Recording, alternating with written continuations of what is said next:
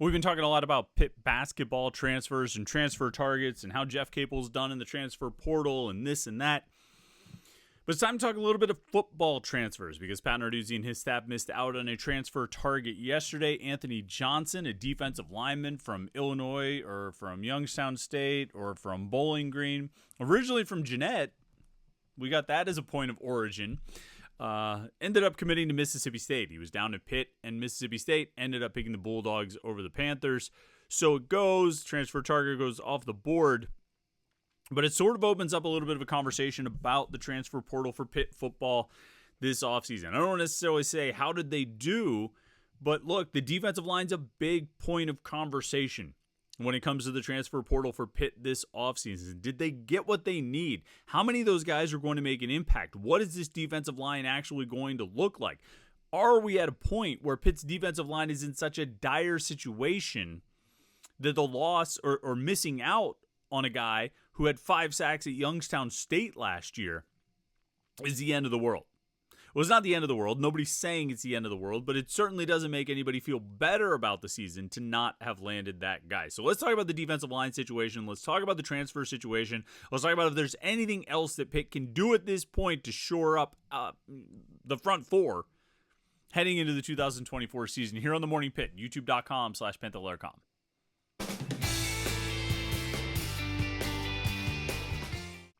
It's Wednesday. We made it to the middle of the week here on the Morning Pitt, youtube.com/Panther-Lair.com. You know, we always ask you to like this video and subscribe, so make sure you do that. The like button is down there. It's a big thumbs up. You know that. Subscribe button is right there, right down below where I'm pointing at youtube.com/Panther-Lair.com. That way you can get all of our Pitt video content and never miss out on any of it. Don't forget, we've got the live show tonight. That's going to be at 8:30 p.m. right here on youtube.com/Panther-Lair.com. Got to push it back a little bit because got a big baseball game tonight. The Bulldogs, the 10U Bulldogs, taking on some of a rival team tonight. Our game goes until 8, so we'll have to push the start of the live stream back to 8:30. This is a big one. I'm nervous about this one. Not nervous. I'm excited about this one. This is gonna be a big game for our kids. So hopefully their coach doesn't screw it up like their basketball coach did. It's a lot of the same kids. But anyway, I digress.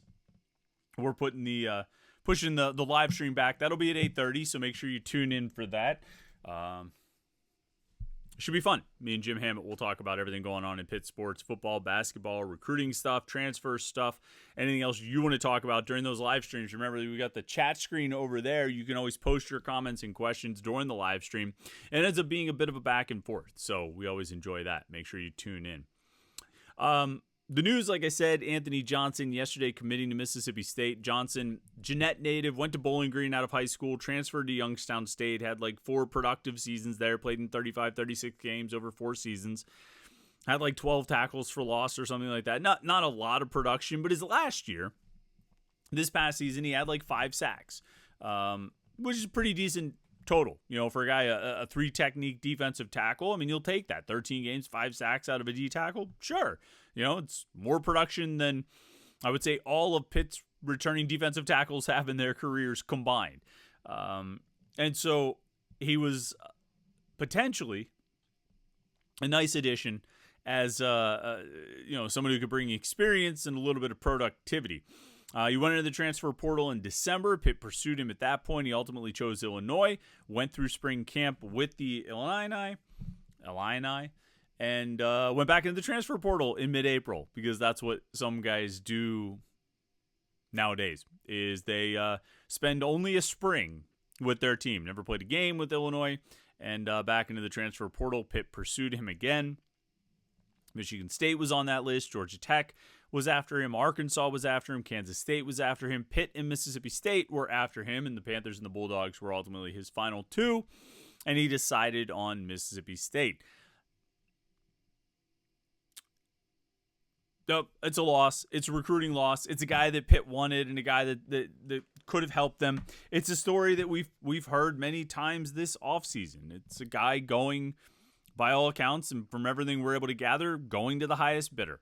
And, just like we talked about with Adu Thiero yesterday, what are you going to do? I don't think there's anything wrong with guys making decisions for money. I don't think there's anything wrong with guys picking the school that offers them the biggest NIL package. it's not for me to sit here and say a decision is short-sighted, or does he have the foresight, or is he really looking down the road? I mean, guys are making decisions. A lot of guys are making decisions for where they're going to get the biggest NIL package. And we've talked a lot about guys like DeAndre Jules or Deion Hayes or Solomon DeShields. Are they making the best decisions for their careers and their developments, or are they making the best decision for the financial gain right now? And then I don't mean to present that or set that up as one decision's better than the other. Do it for the money. If you're a guy, particularly going into your last year of eligibility, and there's a real possibility this could be your last chance to get paid to play football, go do it. You know what I mean? Get the biggest paycheck you can get.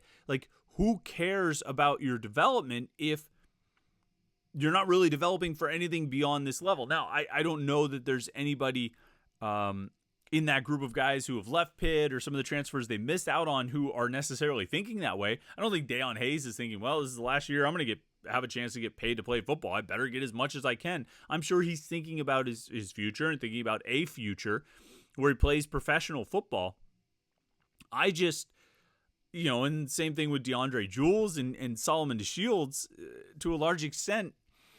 I do come back to the question of, did you put yourself in a situation for a better opportunity to do so? Did you put yourself in a situation where you are going to develop and be in a position to be drafted next year? Did you help your draft stock? Or did you put yourself in a position to help your draft stock? I think there's a lot to be said for knowing a defense and understanding a defense and the level, how your level of play can rise when you have a full sort of mastery of a defensive scheme or an offensive scheme. And so in that respect, if you're coming up with 1 year of eligibility left, it might be in your best interest, long-term interest and pro development interest, to go to stay with the school that you've been at, the school where you know what you're doing. If you're DeAndre Jules and it took you 5 years to get onto the field and be a starter, and even at Pitt, he was a rotational starter. He only started 6 games. But if it took you 5 years to get to that point, and you have pro aspirations, is it really, are you going to help those aspirations by starting over with a brand new defense? And I think you could say that about Deion Hayes. I think you could say that about Solomon DeShields. Sam Okunlola is a younger guy, so he would go and he has some time to work on it. Anthony Johnson, I don't know if I would sit here and say he should stay at Youngstown State, but he kind of came into his own last year, had a breakout season last year. I know this is sort of what you do. You have a breakout season and then you transfer up a level. And certainly going into his final year of eligibility, he wanted to have a chance to maximize his earning potential as much as he could. But it seems like, and who, I don't know what Mississippi State's defensive line situation's like, or defensive line coaching situation is like, or defensive tackle usage is like. But there's a history at Pitt of using defensive tackles as pass rushers, of being aggressive with defensive tackles and productive with defensive tackles. But I digress. It doesn't matter. The guy made a decision that he felt was in his best interest. So he goes. And of course, Pitt fans react as you would expect Pitt fans to react when Pitt misses out on a guy that they were targeting or a guy they were trying to lose. To me, okay, this was a guy they wanted, right? This was a guy that Pat Narduzzi was trying to recruit. Tim Doust was trying to recruit. Randy Bates. All these guys were trying to land Anthony Johnson. They felt like he could be a positive addition to the defense. To me, I don't know that my outlook on the defensive line, the defense, the team, the season changes one bit with Anthony Johnson deciding one thing or another. It adds an experience, a defensive tackle to the room who has experience, and has, like I say, more production than anybody in their room, but it's not a ton of production, and it came at the FCS level. I'm not going to say that FCS players cannot transition to The ACC or the Power 5 level or Power 4, whatever we're calling it these days. I'm not going to say that those guys can't have success. There's a very good example at Florida State, right? For the last 2 years, and Jared Verse coming from Albany, former Central Columbia Blue Jay, by the way. Shout out Columbia County. It can certainly happen. But I'm not going to sit here and say, boy, that was the missing piece they really needed. For a couple of reasons. One, and again, not to diminish a guy who excelled at the FCS level, but he had one good season at the FCS level where he had 5 sacks. So I don't know if he was a game changer for Pitt's defensive line. The other thing, and maybe more importantly, is when I think about Pitt's defensive line this year, the concerns that come up, the questions that come up, the areas where I'm like, ooh, that's not good, is the defensive end position. It's not defensive tackle. I mean, there are questions about defensive tackle. There's no question, no doubt about it. But the defensive ends are what concern me a whole lot more than the defensive tackles, because defensive end, you look at it, they've got 8 scholarship defensive ends. And, 2 of them have played meaningful snaps. 3, if you want to count Jimmy Scott playing a little bit last year. At defensive tackle, they've only got 7 scholarship players. And I mean, that's actually just as concerning because those guys haven't played much either. But, you go Nakai Johnson moving from defensive end to defensive tackle. All right. Well, guys seem pretty high on him. I think Charlie Partridge was pretty excited about that move before he left. Tim Dowse likes what he's seen. I think Pat Narduzzi feels good about that move with Nakai Johnson. All right, maybe that fits. Maybe that finally clicks for him. Sean Fitzsimmons, right?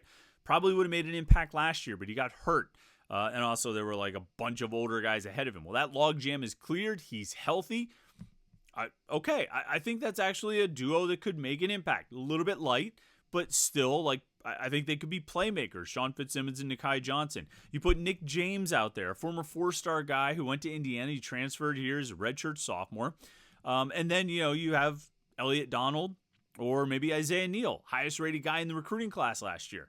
There's some potential there.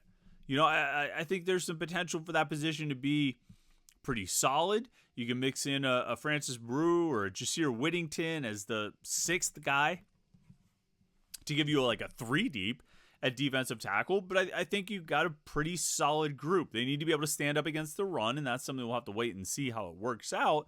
But I think you have a group that could probably get after the quarterback a little bit, that should be able to be kind of effective as pass rushers. Whereas I look at defensive end, and I don't know what you're going to do here. You know what I mean? You start Bam Brema and Nate Matlack. You got Jimmy Scott behind him, and then you got 5 guys who have never played. I mean, David Ojebwe played a couple snaps, I guess, at Clemson, but not enough to burn his red shirt. Maverick Grazio didn't play at all last year. And then 3 true freshmen. I think Sincere Edwards is going to be in the rotation there. I think he's going to be in the 2 deep at defensive end. Whether he ends up ahead of Grazio or Ojebwe or whatever it ends up being, I think he's going to play. And I mean, my guess right now would be that Sincere Edwards does not redshirt. I don't know. You can hold me to that. Bring it up in November and be like, you idiot. He's only played 3 snaps all season, and those were against Kent State or something like that. And that's fair. You can certainly bring that up if it ends up being completely wrong, what I just said. But I look at that group, and even though the defensive tackles don't have that much experience, and they don't have that much production, and they don't have a whole lot going for them, I still feel better about those guys than I do about defensive end. And the reality is, that's where they need the help the most, at the defensive end position. And I've seen some people say, I can't believe the coaches are just sitting back. I can't believe the coaches aren't trying to act on this. How could they not prioritize this? And the truth is, they added 3 defensive linemen from the portal this offseason, right? They got Ojebwe, they got Matlack, and they got Nick James. They got a veteran defensive end who has 1 year to go out in a blaze of glory, and they got a young defensive end, a very promising guy with great pedigree that they feel like they can develop in Ojebwe. And then they got a sort of young, I would say a young defensive tackle, but he's a redshirt sophomore, or he's entering his 3rd year at defensive tackle in Nick James. And so, I think they sort of addressed a number of areas. I think they felt like they needed to fill in that, 3rd year guy space at defensive tackle, and they did that with James, somebody who could be a little bit behind the veterans but still old enough to play and contribute. And I think at defensive end, they got what they largely needed and wanted. Now the equation changed, of course, when Dayon Hayes went into the transfer portal. That kind of switched things up a little bit because I don't think they were anticipating that. They probably should have been a little bit, but I think they were anticipating having Hayes back, even though, particularly in light of everything they went through with him in December, where, okay, he's on board. No, wait, he needs a renegotiation. Okay, he got it. He is on board now. And then you get to the end of April, and he's back in the portal. Or not back in the portal, but he's in the portal. I think if you had Dayon Hayes in this group, there'd still be question marks. I think there were question marks about the defensive ends even when Dayon Hayes was part of the group, but you take him out, it's a problem. It's a problem. And part of it is like, I said they added 3 transfers on the defensive line this offseason. I think Matlack is going to play. I think he's going to play a lot. I think he's going to start. I think he might actually be pretty decent too. I don't know if he's going to have like 12 sacks or something like that, but I think he could be pretty decent pass rusher off the edge. I think he could play in that Delta defensive package, line up as one of the 3 down linemen. And I think he could pass rush out of a 4-man set, getting off the edge, going around the tackle and trying to work into the backfield. I think he can be pretty good there. I don't know what Ojebwe is really going to do though. And like, I understand if the coaches wanted a defensive end that they could groom for the next couple of years, develop a guy that could actually grow. I think that's what Charlie Partridge was looking to do with David Ojebwe. And that's good. You need that to help build the depth for the future, but they need somebody to play right now. And they needed more than one guy to play right now. They probably needed more than one guy even when Dayon Hayes was still on the roster. When you take Dayon Hayes off the roster, they absolutely need more than one guy who can play right now. But we come back to something I've talked about a number of times, that in the spring transfer portal, it's very much a seller's market, with the sellers being the players themselves. They the players have a lot of leverage right now. Like any time of year, the players have a lot of leverage. And it's especially true in the spring, where I think you can drive the price up even higher because teams are desperate. We're talking about Mississippi State opening up whatever checkbook for, again, an FCS defensive tackle who had 5 sacks last year. We're talking about guys who, it'd be so interesting if you could get any kind of transparency. I said this on the message board the other day. It'd be yesterday probably. It'd be so interesting if you could get any kind of transparency to set up a comparison of guys who went in the portal in December and guys who went in the portal in April, and the caliber of player, however you want to quantify that, however you want to qualify it, sack, stats, whatever it is, and what they got in terms of an NIL deal, and compare that to the guys who are going in April. Like, compare the two. Compare the December guys and the April guys.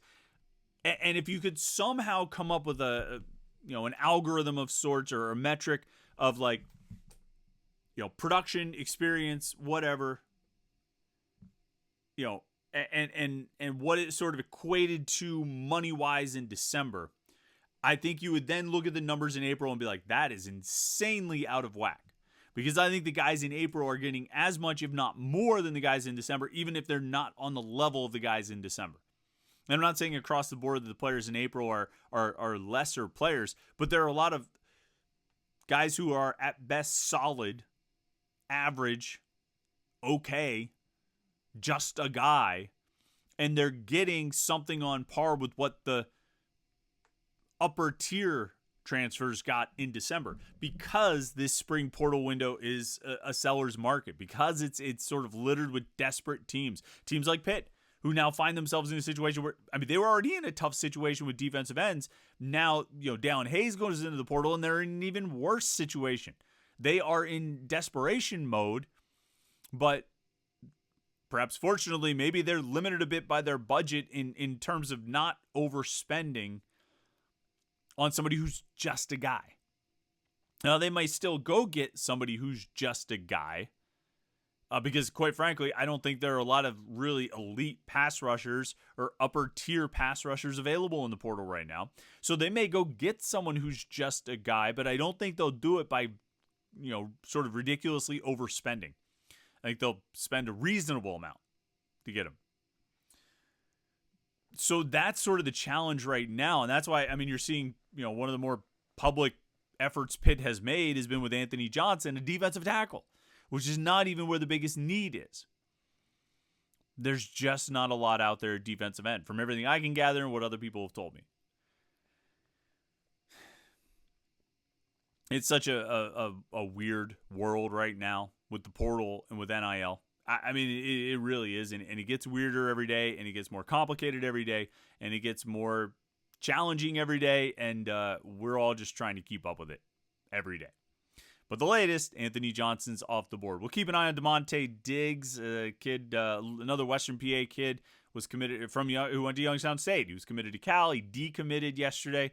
Not really sure what is happening. If Pitt, they offered him when he went into the portal. We'll see if anything sort of comes out of that. But for now, no matter what they try to get or what they do get out of the portal, the main focus is probably the same. Getting Jimmy Scott ready to play. Getting Nate Matlack ready to play. Getting Sean Fitzsimmons and Nikai Johnson ready to play. And Nick James and Sincere Edwards. Getting these guys ready to play. Because even if you get someone out of the portal, you're going to need those guys that are on the roster right now to be really good for you. We'll see how that works out. All right, like this video and subscribe. Don't forget, tonight, 8:30 p.m., we'll have the live stream, me and Jim Hammett talking Pitt sports with you. I can't wait. It's going to be a lot of fun. We'll have plenty to discuss, I am sure. So make sure you tune in for that, and then check out the website, Panther-Lair.com, Pittsburgh.rivals.com. The most comprehensive source of Pitt sports news on the internet. Football, basketball, and recruiting. You find it all at Panther-Lair.com and message boards to interact with hundreds and thousands of other Pitt fans. All day, every day, Panther-Lair.com, Pittsburgh.rivals.com. Thanks so much for tuning in today. Like this video and subscribe, youtube.com/Panther-Lair.com. Tune in for the live stream tonight at 8:30, and then we will catch up with you tomorrow morning for the Morning Pit right here on youtube.com/Panther-Lair.com.